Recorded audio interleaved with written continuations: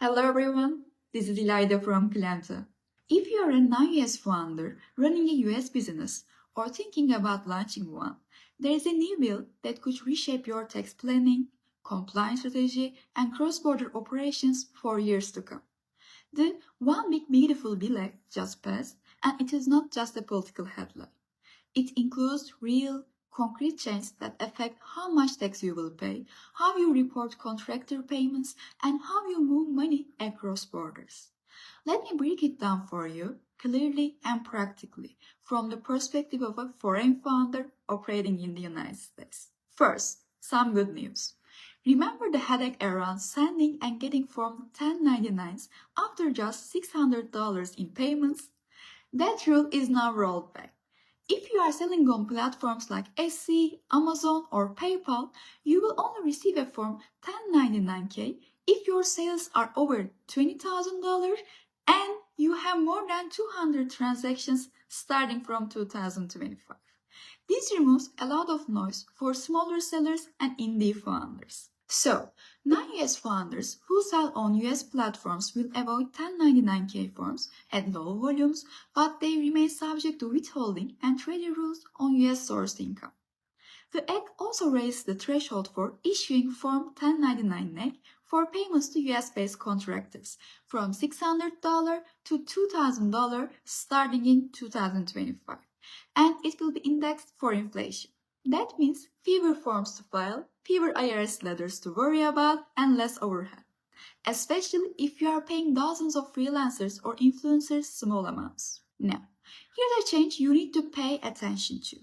Starting in 2026, there will be a 1% tax on certain money transfers leaving the United States. This remittance tax applies to both US and non-US senders. If you are transferring profits from your US entity back to your home country as dividends, royalties, or payments, this 1% charge will apply.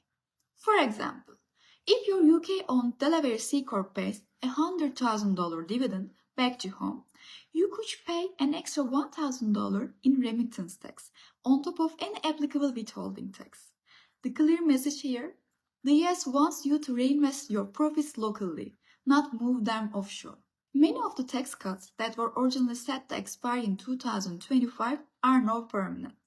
If you are paying yourself a salary or bonus from your US business and you are taxed in the United States personally, you will benefit from lower individual tax brackets that are here to stay. And if your US company is structured as an LLC or pass-through entity, the 20% qualified business income deduction, known as Section 199A, is also permanent. That's a direct cut to your taxable income. On the business side, there is even more. The bill brings 100% bonus depreciation. That means if your business invests in software, equipment, or qualifying commercial real estate, you can now deduct the full cost in the year you purchase it. Expensing limits for small businesses were also raised from $1 million to $2.5 million. And US-based R&D expenses, they are now fully deductible in the year incurred. Optionally, you can also amortize them over 5 years or more. These changes lower your effective tax rate and reward reinvesting into your business. There is also a new divide between US-friendly and US advisory countries. If your company is owned or controlled by individuals or entities from countries like China, Russia, Iran, or North Korea, you may be denied access to federal tax credits, including clean energy credits, R&D credits, and certain grants. Even if you are not from one of these countries, having more than 25% foreign ownership could still limit eligibility for some credits.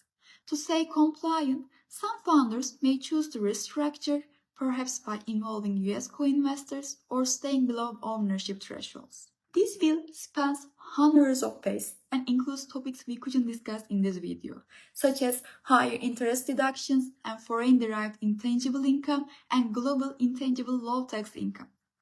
Essentially, US corporations will enjoy a reduced tax rate on income from exports, intellectual property, and foreign subsidiary earnings, which helps offset tax increases from global minimum tax discussions. The law also raised the foreign tax credit allowances on GILTI to 90%, making it easier for multinationals to avoid double taxation on foreign earnings. So, what is the bottom line if you are a non-US entrepreneur running a US company? There is a lot to be optimistic about. Tax rates stay low. You can write off investments and R&D more aggressively. You will deal with less IRS paperwork for small transactions, and the US continues to position itself as a welcoming place for founders from allied countries who are building real businesses. But you will want to be thoughtful about how you repatriate funds. You will need to maintain tight documentation on payments to avoid withholding issues.